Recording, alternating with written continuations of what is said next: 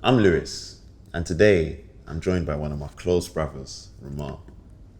We want to keep this conversation real and focus on the pressures of being a man in this day and age. Later, we'll be joined by AJ Tracey. Everyone is welcome in this discussion, so stay tuned and consider, if you were in the room, how would you have contributed to this discussion? Let the conversation begin. This can be such a touchy subject, especially in the times that we're living in where, and I'm super happy that we've gotten to this place, by the way, we have to be careful not to reinforce gender stereotypes.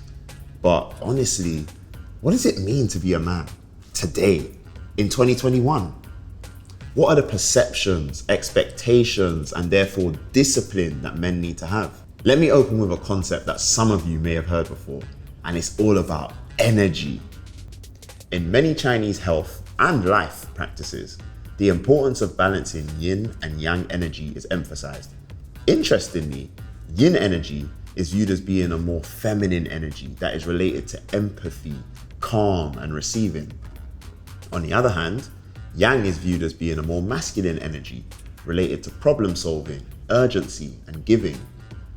So if that's masculinity, how does it differ from manhood?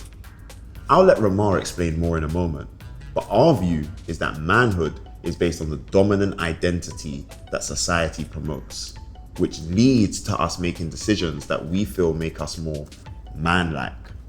Now, let's have the nature versus nurture conversation. It's widely accepted that males may have aspects of their physicality that differ from women, hence why in a range of competitive sports, men and women compete separately. This is a natural difference, which is often perceived as men being stronger.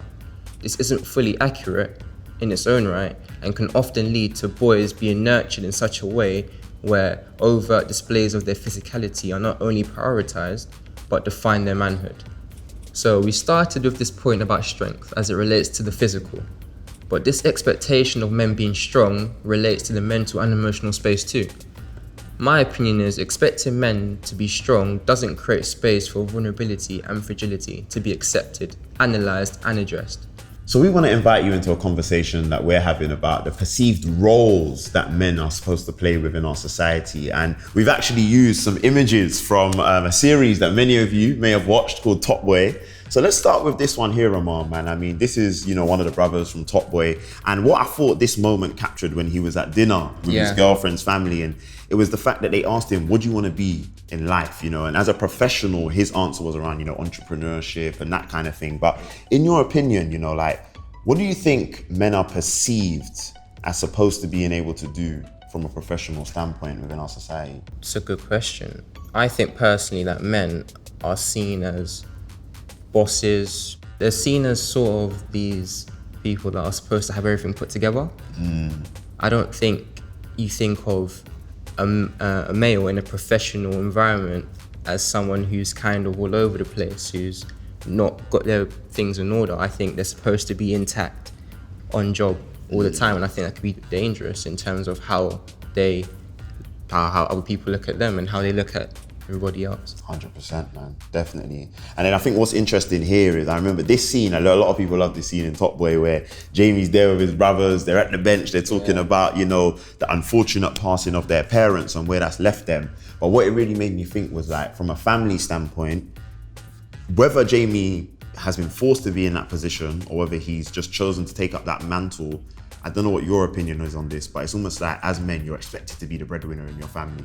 Do you know what I mean? Would you agree? No, 100%, of course. I think we're moving to a generation now where it's a bit more expected for women to kind of breadwin. But definitely, I think our first thoughts are that men should be breadwinning, that should be earning for their households. I don't know about you, but... No, I agree with you. And that can also then put extra pressure on them if you're not careful. No, of course, 100%. And then I think this scene here, where we see them, they spend a lot of time at that market, bro. Do you get what I'm saying? Yeah. But it made me think about the social circles that men find themselves in. Yeah. And what I find interesting is that nobody here seems to show any form of fear. Everybody seems to just be high energy all the time. And it made me think that actually, as men, are we expected to always be fearless? Are we expected to always be high energy when we're around our friends? I think you definitely want to kind of look a certain way. You want to look a bit more confident, a bit more out there. You know, you may approach girls, or you may try things that you were a bit foreign to you at first. I think definitely your friends and your environment will prompt you to definitely come out of yourself a bit more. All right, so let's continue this exploration, man, because I think we've had a chance to explore the perceived roles that men see themselves as having to play. But now let's look at the expectations that others may also have of men, but also men might put on themselves. So I found this to be a really deep moment in the show when, you know, Sully, he's just come back from, let's say he's on holiday for a little while. You know what I'm saying? He's on holiday for a little while. And he goes and he sees his daughter in the primary school playground, and he literally says to Jason, I can't go and say hello because she needs a hero right now. She doesn't need a guy who's just come out of jail and doesn't have anything going for him. And it made me think, like, do a lot of men feel a pressure to be in a certain position financially before they choose to even engage with their own family? Definitely. I think in the society that we're in now, I think people do look upon men or even women that have less money, that have less material, your trainers, your car, what kind of the way you're living. I think definitely there's a big emphasis on what you bring in, whereas it should be a bit more of an emphasis of what you give up. Do you know what I mean? That's a big deal. That's a big deal. I agree with that. And on that point, it's a good point you make, because the other point I wanted to think about was health. And that health goes beyond just the physical to also the mental. But Driz, a character that a lot of people loved, you know, he unfortunately suffered with a couple of strokes. Yeah. And I think even though physically we saw him struggle at times, we also saw that mentally he struggled at times. So from a health standpoint, what are some of those almost expectations that we might see, you know, as being upon men from a health standpoint? I think health is a big one in terms of like definitely mental health. Like I'm pretty sure that men are like twice as likely to commit suicide than women are. Unfortunately. And I think that stems down to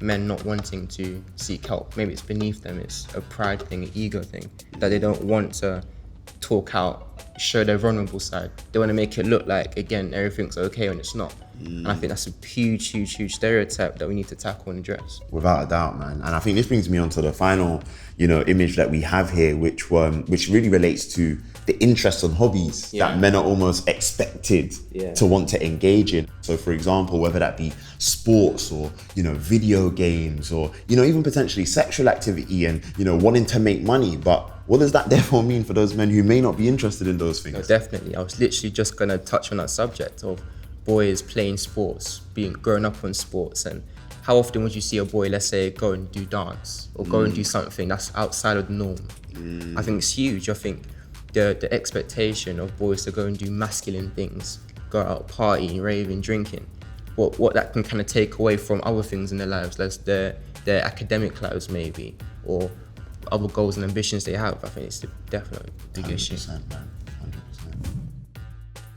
Yeah, Ramar, I fully hear what you're saying, man. It's true. But you know what would be really good, bro? Is to be able to get the thoughts of someone who's a bit older and a professional as well. Do you get what I'm saying? Like, I wonder if there's anyone that can come through and kind of just share some thoughts with us, man. Do you get what I'm saying? Like, that would be kind of dope still. Is it a loony thing, yeah? Yeah, what? Nah, you're not about this loony thing, though. I don't know if you're about this loony thing still. Get money, Alright, go on. You can be this one still. Roll the dice, my brother. But do you know what? Yeah, man, we're good. We was having a conversation about manhood, you know, bro. Do you get what I'm saying? And some of the pressures that men face. And Ramar was sharing some interesting thoughts about, you know, the financial pressures. Do you get what I'm saying? What's your opinion on that, about the financial pressures men may face in life? Hey, I feel like, obviously, sometimes it's our duty to be the breadwinner, yeah? And there's a lot of social constructs, and it's a thing where society looks at it like, oh, maybe if you're a man, you have to go get the bread. You get me? This ain't always the case, man. Obviously, you know, equality, women can make as much money as men, or they should be able to, at least in an ideal world. You get me? But I feel like the social pressures just land that as a man, you feel yourself like you should provide. You get me? Definitely. Yeah, man. What do you think about men in friendship circles, outside in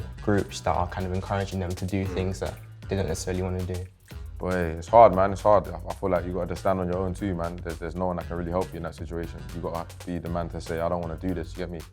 Back in the day when I was in the ends, a lot of times my brothers could tell you that the man was doing certain things, and I was like, I don't want to do this. I can't lie to you. Like, that's not for me. Still, it's about knowing your lane. You get me? It's about knowing your position in life, what you do want to do, what you're not capable of, and outsourcing and getting someone to do things that you're not good at for you. You get me? That's how you be the most efficient. That's what I think is the key. Still, yeah, it's tough, man. It's tough. Still, no one.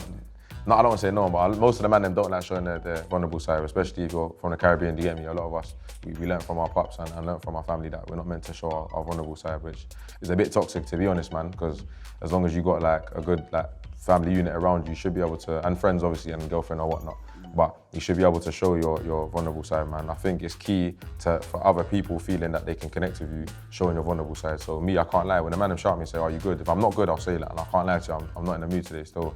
Why? And then you expand and let them know I don't feel great. What you want, doing a chill, and then get me run to America or whatever it is. I feel like that's key, bro, genuinely. Yeah, bro. If you had one piece of advice for any young men or young women who might even want to be able to support their friends with navigating manhood, what would you say? Boy, it's hard because again, yeah, men don't want to hear from a woman like how you should be a man. Do you get me? It makes you feel like, I don't know.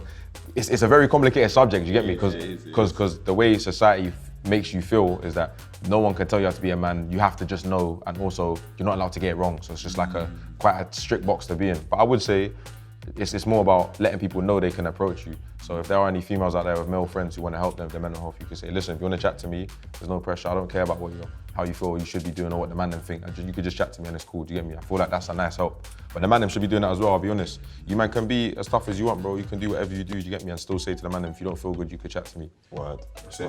Nah, this has been a helpful chat. I don't know about you, man, but I'm ready to mash up the man them in Ludi, innit? So let's do our thing, innit? But yeah, love. You know, big up to AJ, you know, 'cause man actually appreciated his inputs into the conversation just there. That was helpful. No, definitely, 100%. If I could encourage any young men watching this or young women who can share this with a friend to do something practical, it would be to check in with yourself and your peers regularly to see how they are. Identify challenges you are facing and create spaces where these challenges can openly be discussed without judgment. Don't be afraid to seek support. Such good advice there about taking care of yourself as a young man.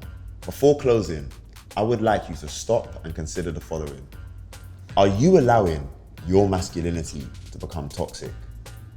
Is your ego causing you to overlook the need to balance your yang with just a little bit more yin? And on a daily basis, observe moments when your desire to lead, assert your physical presence, or create immediate solutions is actually having a negative impact on your relationships with those around you. Finally, invest time in developing you. For more Apprentice Nation content related to this topic, check out our sets on unlocking tension, the importance of having a mentor, and dealing with pressure, how to stay real. Finally, here are a couple of books that explore being a man in greater detail. First, we have To Be a Man by Robert Augustus Masters. Then we have No More Mr. Nice Guy by Robert A. Glover. And finally, Safe, 20 Ways to Be a Black Man in Britain Today by Derek Owusu. Finally, in the words of Michelle Obama, your story is what you have, what you will always have. It's something to own. So how will you continue your story?